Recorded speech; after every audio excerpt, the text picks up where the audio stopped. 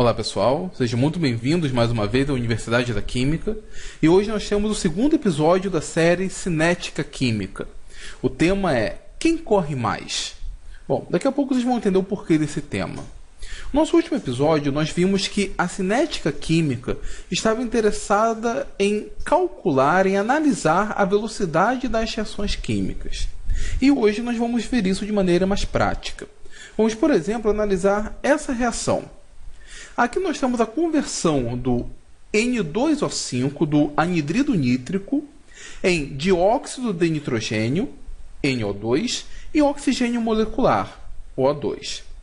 Qual é a velocidade dessa reação? Com que velocidade o N2O5 se converte em NO2 e O2?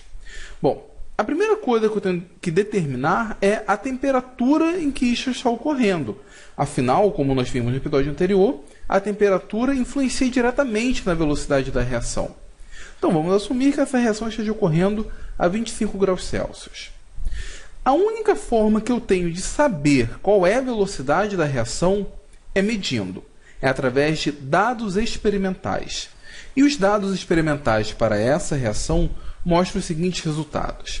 Aqui eu tenho a concentração do anidrido nítrico, N2O5, em função do tempo. O tempo, nesse caso, medido em horas. No instante inicial, eu tenho 1,40 mol por litro de N2O5. Passado, então, uma hora, essa concentração cai para 1,08, o que é natural, afinal ele é um reagente e ele tende a diminuir ao longo do tempo. Passado, então, mais uma hora, eu tenho apenas 0,80. Passadas 10 horas, a sua concentração vai para 0,080 mol por litro. Bom, como que eu meço a velocidade da reação em cada instante, ou pelo menos em cada intervalo? Para cada intervalo de tempo, eu posso determinar a velocidade média como sendo o delta. Delta em física significa algum resultado final menos o inicial, uma variação. Então, eu tenho a variação da concentração, estou representando aqui a concentração em colchetes, como sendo colchete, que é o símbolo utilizado, de forma que eu tenho a variação da concentração, que é a concentração final, menos a concentração inicial, dividido pela variação de tempo. O tempo final, o tempo no qual foi medida a concentração final, menos o tempo no qual foi medida a concentração inicial. Certo? É assim que nós determinamos a velocidade média de uma reação em um determinado intervalo de tempo. Na prática, eu posso medir essa velocidade em função de qualquer componente, em função dos reagentes ou em função dos produtos. Mas tem uma pequena diferença em termos de velocidade quando eu analiso os reagentes ou quando eu analiso os produtos, que é o seguinte. Quando eu tenho a variação de um reagente em função do tempo, a concentração final sempre vai ser menor do que a inicial. Então eu teria uma velocidade negativa em função dos reagentes. Mas como a velocidade não pode ser negativa, nós colocamos um sinal de menos aqui na frente se eu estiver analisando ao longo do reagente, para que essa fração torne-se então positiva. Se eu estiver analisando através do produto, esse sinal negativo é desnecessário. Por que é desnecessário? Porque a concentração final de um produto sempre vai ser maior do que a concentração inicial. Essa é a única diferença. Ficou entendido isso? Se ficou entendido, vamos então analisar a velocidade média da reação em cada intervalo de tempo para esta reação. Para me ajudar nisso, eu vou utilizar o Excel. Então vamos deixar a apresentação de lado um pouquinho e vamos lá para o Excel. Então, pessoal, aqui estamos. Eu vou utilizar essa planilha para medir a velocidade da reação em função do tempo. Que reação? Dessa reação que eu apresentei, a conversão do N2O5 em NO2 e O2, utilizando essa expressão, concentração final menos concentração inicial, tempo final menos tempo inicial. Então, qual é a velocidade média em relação ao N2O5 na primeira hora de reação, entre o instante inicial e a primeira hora? É só eu fazer concentração final menos concentração inicial. Como que eu coloco uma fórmula aqui no Excel? Eu uso o sinal de igual. Lembra que o N2O5 é um reagente, então eu coloco um negativo na frente.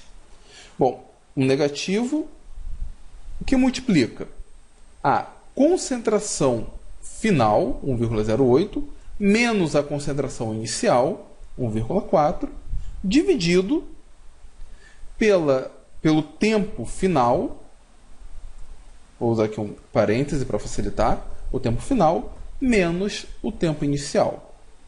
Ok? Eu dou um Enter aqui, e ele me diz que a velocidade da reação nessa primeira hora, em média, é a perda de 0,32 mol por cada hora, 32 mol por litro por cada hora. A velocidade na segunda hora, no segundo instante, entre 2 e 1 hora, é 0,28. Notem que é menor. Eu posso analisar então a velocidade entre cada intervalo de tempo. Nesse caso, eu tenho exatamente esses valores. Percebam que entre cada intervalo de tempo essa velocidade diminui. Agora, vamos analisar essa reação não em função do N2O5, mas em função do NO2, em função de um produto. Existe uma pequena diferença na velocidade medida em função do N2O5 e do NO2. Qual é a diferença? Olhem aqui para a reação e percebam que para cada 2 mols de N2O5 que são convertidos, que reagem, são formados 4 mols de NO2. Então, 2 N2O5 desaparecem e são formados 4 NO2. A velocidade de formação do NO2, portanto, é maior. Maior quanto? Ela tem que ser o dobro da decomposição do N2O5. Porque para cada 2 que desaparece aqui, ao mesmo tempo são formados 4. Então o N2O5 corre mais rapidamente nessa reação. A velocidade dele é maior. Quanto maior? O dobro em relação ao N2O5. Então, a velocidade em função do NO2 vai ser então 2 vezes a velocidade da formação, ou melhor, da decomposição do N2O5.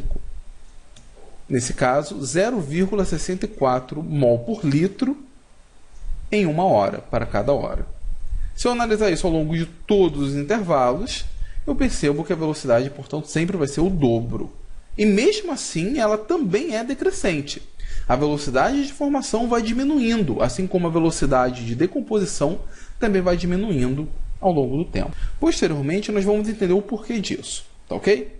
E por fim, vamos agora analisar a velocidade em função do oxigênio molecular, do O2. Vamos voltar aqui para a reação e vamos ver que para cada 2 mols de N2O5 que se decompõem, são formados apenas 1 mol de O2. Então, são decompostos 2 de N2O5 e aparece um O2 ao mesmo tempo. O O2 é mais lento, ele corre mais devagar, a velocidade dele é menor. A velocidade dele é metade da velocidade do N2O5. Por quê? Porque para cada 2 que desaparecem, só um é formado. Ele é bem mais lento. Então, qual seria a velocidade de formação do O2 em cada intervalo? É a velocidade de decomposição do N2O5 dividido por 2. E isso eu posso utilizar ao longo de todos os intervalos. Notem aqui uma coisa interessante. Se eu analiso a velocidade da reação em função de um determinado reagente ou em função de um determinado produto, dependendo do seu coeficiente estequiométrico, eu vou achar velocidades de reação diferentes. Dependendo do coeficiente estequiométrico, um vai ser mais rápido, o outro vai ser mais devagar. No entanto, a reação como um todo, ela avança ao mesmo tempo. Conforme 2 NO2 se decompõem, 4 NO2 são formados, 1 O2 são formados ao mesmo tempo. Então, uma forma de normatizar isso, uma forma de colocar ordem nisso, é pegar a velocidade de decomposição ou de formação de cada componente e dividir pelo seu coeficiente estequiométrico. Aí sim, aí eu acho a velocidade média da reação, independentemente do componente que eu esteja olhando. Nesse caso, eu posso pegar então a velocidade de formação do NO2 e dividir por seu coeficiente estequiométrico. Nesse caso, vou dividir por 4. E aí, eu acho a velocidade média da reação no intervalo entre 1 e 0 hora, que é idêntica à velocidade de formação do O2. Afinal, se eu pegar a velocidade do O2 e dividir pelo seu coeficiente estequiométrico, que é 1, vai ficar a mesma coisa. Essa velocidade de reação média para a reação, independentemente do componente, às vezes é chamado de grau de avanço. E esse grau de avanço ele independe do componente analisado, ele é próprio da reação. De forma que eu posso analisar ou o grau de avanço para a reação como um todo, que é o adequado, ou a velocidade individual de cada componente. Se eu utilizar aqui, por exemplo, a expressão do grau de avanço para toda a reação, eu percebo a velocidade média da reação como um todo. Notaram a diferença do que é o grau de avanço e a velocidade de função de cada componente? Entenderam? Então, vamos voltar lá para a apresentação. Nota aqui, então, se eu tiver uma reação genérica, do tipo A de A mais B de B dão C de C e D de D, onde A, B, C e D minúsculos são seus coeficientes estequiométricos, para eu saber a velocidade média da reação como um todo, o grau de avanço da reação, basta pegar a variação do determinado componente que eu estou analisando, a variação da concentração de A pela variação do tempo. Notem que, como A é um reagente, eu vou utilizar aqui um sinal negativo e dividir por seu coeficiente estequiométrico. Essa é a velocidade da reação como um todo. E ela tem que ser idêntica ao mesmo procedimento realizado com B, pela variação de B. De novo, o sinal negativo porque B é um reagente, dividido pelo coeficiente estequiométrico próprio de B. Essas duas velocidades são iguais, elas têm que ser iguais, elas não dependem do componente. Que tem que ser igual também à velocidade de formação de C. Só que nesse caso eu não vou utilizar o sinal negativo, porque C é um produto, eu vou utilizar apenas o coeficiente estequiométrico de C no denominador, que é igual ao mesmo procedimento realizado em relação a D. Concentração final menos concentração inicial de D, dividido pelo tempo final menos o tempo inicial, dividido também por seu coeficiente estequiométrico. E com isso eu acho a velocidade média da reação como um todo em função do tempo. Entenderam? O conceito de velocidade de reação é muito importante. Você que daqui a algum tempo vai ser um químico, vai ser um farmacêutico, vai ser um engenheiro, vai precisar saber muito bem desses conceitos. Vamos supor que você esteja trabalhando numa indústria de fármacos, na produção de um determinado fármaco. Você tem que saber exatamente a velocidade de reação, a velocidade de ação desse fármaco no organismo, para saber quanto tempo ele vai levar para fazer o seu efeito, quanto tempo será necessário para tomar uma segunda dose. Se você trabalha numa indústria, por exemplo, de produção de resina epóxi, a resina epóxi, propriamente dita, ela tem que ser misturada com agente de cura para que ela venha endurecer. Só que essa reação não pode ser muito rápida. Ela tem que ser rápida, mas não pode ser rápida a ponto de você misturar e nem conseguir aplicar essa resina epóxi. Na indústria de polímeros, na formação do polímero, você precisa ter um cuidado especial na velocidade da reação. Ela não pode ser rápida demais, mas também não pode ser lenta demais. Ficou claro? Uma coisa interessante é que o conceito da velocidade média, como o próprio nome já diz, é meramente uma média. Vamos supor que você esteja dirigindo, esteja lá com o seu carro, e atravesse a ponte Rio-Niterói. Você pode fazer esse trajeto lá em 80 km por hora, na média. Não significa que você vai fazer todo o trajeto nessa velocidade. O mais provável é que você vai fazer o trajeto a um determinado ponto em 100 km por hora, no outro ponto a 60 km por hora, em outro 70 km por hora, mas que, na média, você está percorrendo em 80 km por hora. Esse cálculo, essa metodologia, só nos permite calcular a velocidade média da reação. Se nós observarmos o gráfico da reação analisada, na decomposição do N2O5, nós temos esse perfil. Aqui no eixo Y nós temos a concentração e no eixo X nós temos o tempo. O que nós avaliamos foi a velocidade média, por exemplo, no intervalo entre 1 hora e 2 horas, ou entre 2 horas e 3 horas, ou eu posso analisar entre 1 hora e 10 horas, mas tudo isso é uma velocidade média. Como que eu faço, por exemplo, para calcular a velocidade nesse ponto? Em 5 horas de reação, qual é a velocidade ali, naquele instante? Ou qual é a velocidade, por exemplo, no instante 8 horas? O nome disso, pessoal, é velocidade instantânea. É velocidade naquele momento. Como que eu faço para calcular essa velocidade instantânea? Bom, isso não vai ser explicado nesse episódio, tá? Vou deixar para o próximo episódio e lá a gente vai ver como calcular a velocidade em cada momento da reação. Tá ok?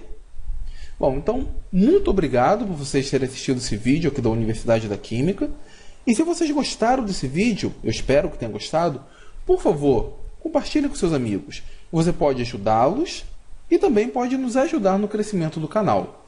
Que por falar nisso, você já foi inscrito, já está inscrito aqui na Universidade da Química? Não? Então se inscreve, é só 2 segundinhos, é só clicar e inscrever-se.